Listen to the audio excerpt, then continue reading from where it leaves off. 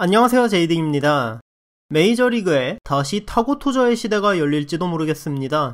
현재 메이저리그의 가장 큰 화제인 부정투구를 사무국이 적극적으로 막기 시작했기 때문인데요. 부정투구 논란은 워낙 많이 알려진 데다 저도 2개의 영상으로 다뤘기 때문에 부정투구 논란이 무엇인지에 대해서는 오늘은 다루지 않겠습니다. 사무국의 규제에 대해 간단히 말씀드리자면 가장 최근의 리포트였던 6월 13일 일요일 보도에 따르면 심판들은 매경기 선발 투수는 최소 2회, 불펜 투수의 경우는 최소 1회 검사를 해야 하고 경기 시간이 길어지는 걸 막기 위해 검사는 광고 시간에 이루어진다고 합니다. 하지만 이닝 중에라도 투수가 부정투구를 하고 있다는 의심이 들면 심판은 투수를 검사할 권한이 있고요. 만약 이물질 사용이 적발될 경우 해당 투수는 즉시 경기에서 퇴장당하며 사용한 이물질은 사무국에서 검사를 위해 가져갈 거라고 합니다. 또 야수들이 대신 공에 이물질을 묻혀서 투수에게 주는 행위를 방지하기 위해 야수라도 의심이 가는 행동을 할 경우 심판이 야수들의 글러브 안쪽까지 검사할 수 있다고 하네요. 이 새로운 규정은 6월 21일부터 시작될 예정인데요. 아직 효력이 발휘되지도 않았는데 규제 소식이 나온 것만으로도 이미 리그의 트렌드는 매우 큰 변화를 보이고 있습니다.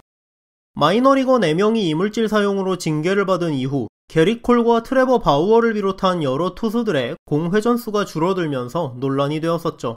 거기에 클리블랜드의 셰인 비버, 밀워키의 콜빈 번즈, 그리고 워낙 못 던지고 있었기 때문에 화제는 되지 않았지만 에인절스의 딜런 번디 등의 회전수가 5월 말이나 6월 초를 기점으로 크게 떨어졌는데요. 재밌는 건 번디는 회전수가 높던 5월 31일까지 0승 6패, 평균 자책점 6.49를 기록하고 있었지만 회전수가 폭락한 6월 7일 등판에서 5와 3분의 2이닝 2실점으로 시즌 첫 승을 거두었습니다. 더스코어의 트래비스 서치 기자에 따르면 사무국의 징계가 시작된 이래 메이저리그 투수들의 67.2%가 회전수 감소 현상을 보였고 그 중에서 36%는 눈에 띌 정도로 큰 변화를 보였다고 합니다. 투수들의 회전수가 줄어든 지난 주말 메이저리그에서는 화끈한 타격쇼가 벌어졌는데요. 무려 18점을 뽑은 토론토를 비롯해서 시카고 화이삭스, 휴스턴, LA 다저스와 에인절스, 텍사스, 오클랜드, 신시내티 등이 10점 이상을 뽑는 화력을 과시했고 이 기간에 있었던 45경기에서 나온 총 득점은 422점으로 경기당 평균 9.38점이 나왔습니다. 이는 공인구 반발 개수를 줄이기 전이었던 2020 시즌의 9.30점보다도 더 높은 수치이고 올 시즌 6월 10일까지 나온 8.79점보다는 경기당 거의 0.6점이 더 나온 수치죠. 시즌이라는 큰 틀에서 보면 45경기는 너무 작은 표본이라고도 볼 수 있는데요. 매치업, 경기장, 날씨, 등판한 투수들의 수준에 따라 어느 정도 차이를 보일 수 있는 표본이라고 생각해서 표본을 조금 더 늘려보았습니다.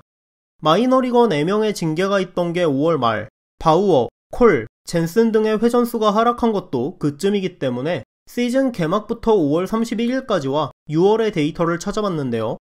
개막부터 5월 31일까지는 경기당 평균 8.67점, 6월 들어서는 평균 9.5점으로 경기당 0.83점이 더 나오고 있습니다. 거의 한 경기에 1점씩을 더 뽑고 있다고 봐도 무방하죠. 이 기간 동안 메이저리그 투수들과 타자들의 성적을 보시면 이게 얼마나 큰 차이인지 더 분명하게 보실 수 있습니다.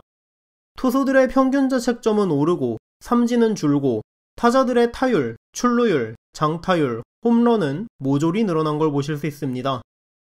앞서 말씀드렸듯이 아직 메이저리그의 부정투구 규제는 시작되지도 않았는데요. 발표만으로도 이 정도의 차이를 보이면서 바우어나 비버, 번즈 같은 에이스급 투수들이 줄줄이 무너지고 있는데 공식적으로 제재가 시작되고 아직까지 이물질을 사용하고 있는 투수들까지도 부정투구를 하지 못하게 된다면 약물의 시대 이후 가장 심한 타구투자 시즌이었던 2019년 못지않은 타구투자 현상이 일어날 가능성도 있어 보입니다. 그동안 부정투구를 묵인해오던 사무국이 올 시즌에 강한 제재를 시작한 이유는 심화된 투구타자 현상 때문이라는 말이 지배적인데요.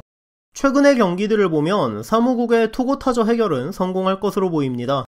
만약 이번 스캔들 이후에 다시 메이저리그가 타구투자 리그가 된다면 리그의 흥행에는 어떤 영향을 미치게 될까요? 오늘 영상은 여기까지였습니다. 시청해주셔서 감사합니다.